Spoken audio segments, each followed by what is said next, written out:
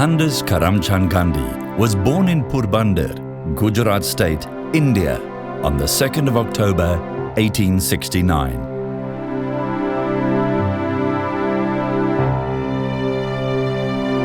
After completing his schooling, he proceeded to London, where he qualified as a barrister in 1891. 2 years later, his professional services were engaged by Abdullah Haji Adam Javeri, known as Dada Abdullah, a wealthy Durban trader, in a £40,000 lawsuit against a rival firm in Pretoria. In May 1893, the 22-year-old Gandhi arrived in Durban. Thus began his South African chapter.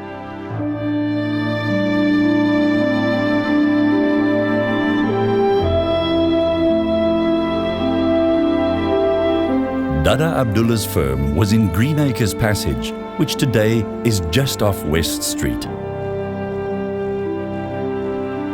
While in Durban, Gandhi visited the local magistrate's court, where he was requested to remove his turban. Unaware of the racial prejudices existing in South Africa at that time, the young Gandhi refused and left the court. The press noted him as an unwelcome visitor. Then, on the 23rd of June, he left Durban by train for Johannesburg. Durban's tourist junction marks the old station of his departure.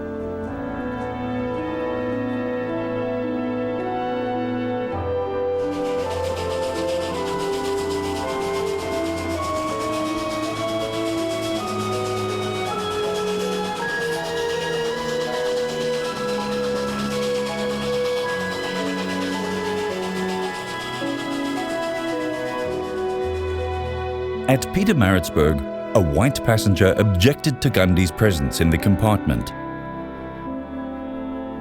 Gandhi refused to move and pointed out that his ticket entitled him to first-class travel.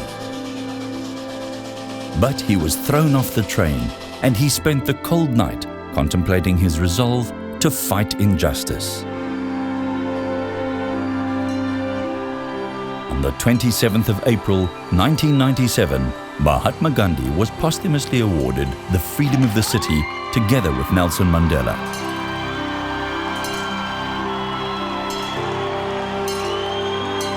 Receiving the citation, the Mahatma's grandson, Mr. Gopal Krishna Gandhi, High Commissioner for India, said,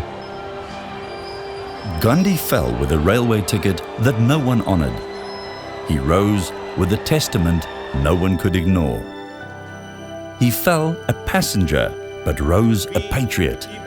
Fell as a barrister, but rose as a revolutionary. His legal brief became a political cause. His sense of human decency transformed itself into a passion for human justice. The personal died in him that moment and turned public. Mine became thine. In fact, Mohandas Gandhi was not flung here, he was launched." Almost a year later, after the conclusion of his case, Gandhi returned to Durban en route back home. A farewell party was given in his honour, at which Gandhi was alerted of the intention of the Natal legislature to disenfranchise Indians. At the request of the Indian merchants present, Gandhi postponed his departure and decided to stay in Natal and take up the fight for them. Subsequently, the Natal Indian Congress, the NIC, was formed on the 22nd of May, 1894.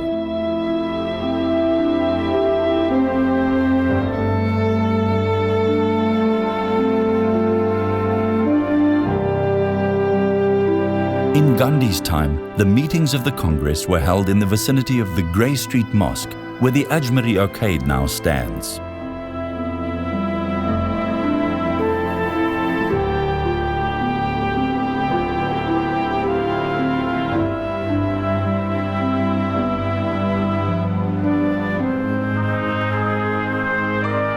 In In later years, the NIC had its meetings in Lakhani Chambers in Savile Street.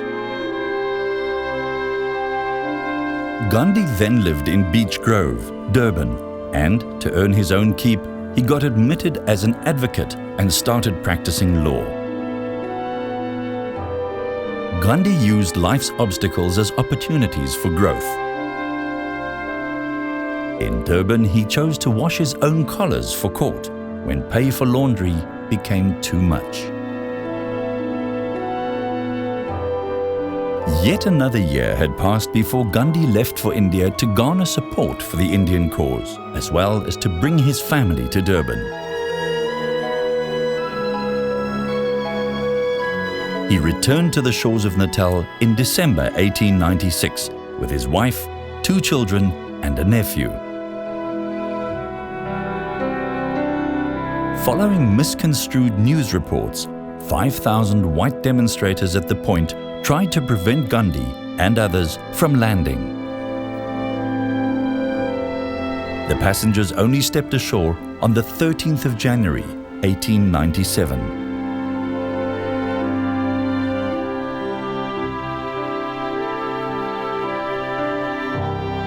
On the day of landing, Gandhi himself came ashore with a boat that brought him up the creek to where Mills Road now stands.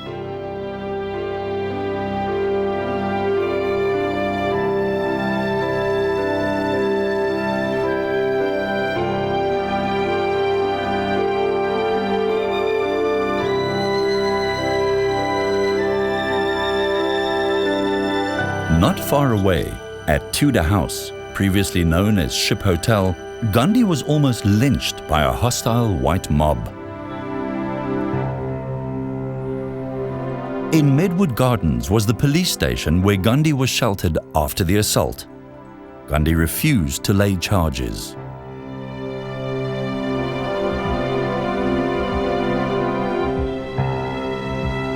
Thereafter, Gandhi sought refuge in the home of Parsi Rustamji, then at 84, now 110 Field Street, between Commercial and Queen Streets.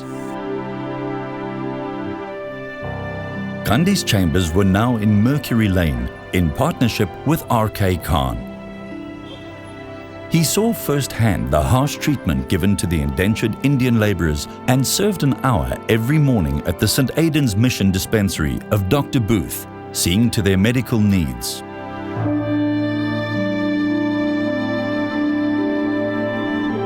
Situated near Cross and Leopold Streets, this later became St. Aidan's Hospital through the funding of Parsi Rustamji. Gandhi offered his services freely during the Anglo-Boer War of 1899.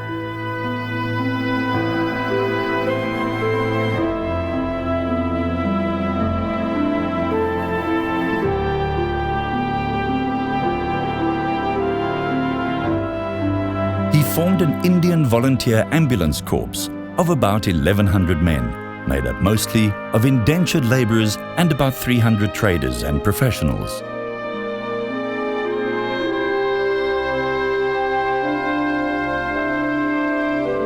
After this war service, Gandhi felt a need to serve more in India, and so, in 1901, he gave up the Beech Grove House and Mercury Lane office and returned with his family to India, with a promise to return if the community should need him in an emergency.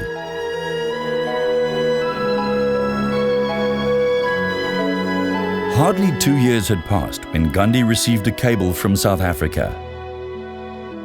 Remembering his promise, he gave up his growing practice in Bombay and arrived in South Africa to lead a deputation to the then Secretary of State for the Colonies, Mr. Chamberlain. After the Anglo-Boer War, the racial prejudice against Indians worsened, and Gandhi found himself in the midst of the struggle in the Transvaal.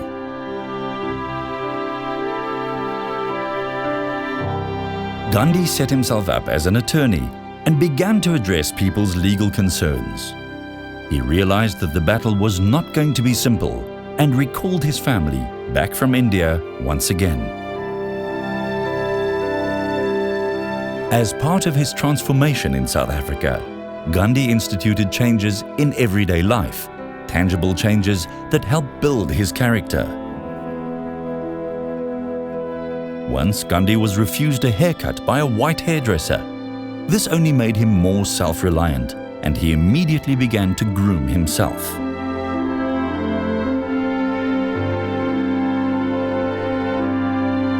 While in Johannesburg, Gandhi assisted the local Indian community in getting legal acceptance for the first crematorium in Africa.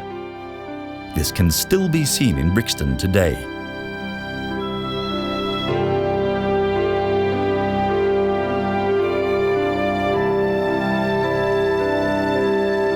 After seeking Gandhi's advice, the Indian Opinion was founded by V. Madanjit in Durban in 1903, but the printing press later was moved to Phoenix. The newspaper, published in Gujarati, Hindi, Tamil and English, not only reported on matters concerning the Indian population, but became the mouthpiece of the Natal Indian Congress. According to Gandhi, the Indian Opinion was meant to serve and keep the local and international communities informed of the events in South Africa, and thereby function as an effective and potent weapon in the struggle. Gandhi contributed many articles to the newspaper, which became a vehicle for his thoughts and ideas. He would often fund the newspaper when it experienced financial difficulties. In 1904, Gandhi purchased a farm near Mount Edgecombe. He called it the Phoenix Settlement. Influenced by his readings of Tolstoy and Ruskin, as well as the trappers at Marian Hill Monastery, the settlement was based on the ideals of communal living, whereby all persons, irrespective of their social standing and occupation, would receive an equal wage.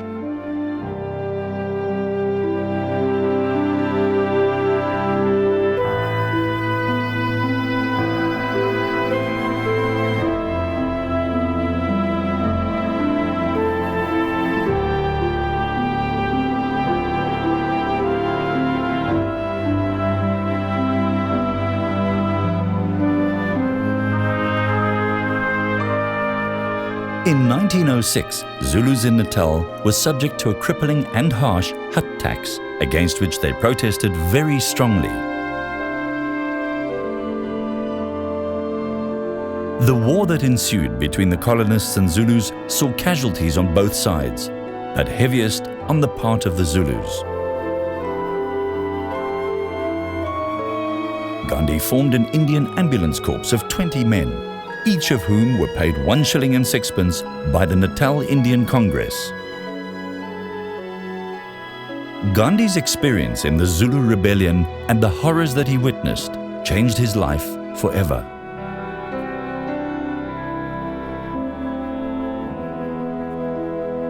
By 1906, Gandhi was still in the process of formulating his moral, political, and philosophical principles. At a mass meeting of 3,000 people, the total Transvaal Indian population was then around 7,000, the Indians swore that they would die first rather than bend to the act. And so Satyagraha was born.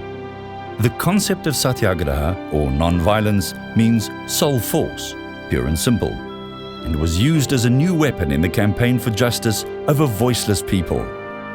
Gandhi served his first prison sentence in 1908.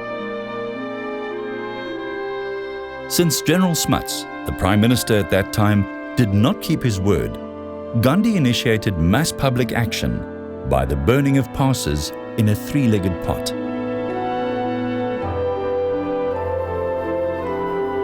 This changed Gandhi's lifestyle. He gave up his legal practice and his private home and began living with his family and followers at Tolstoy Farm and at Phoenix, which provided a refuge for the Satyagrahis.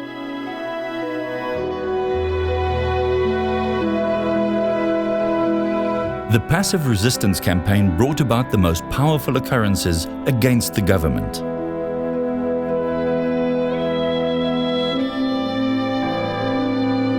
Although Gandhi left South Africa on December 19, 1914 for the last time, His spirit was cemented to South Africa when a portion of his ashes were brought from India and immersed outside Durban.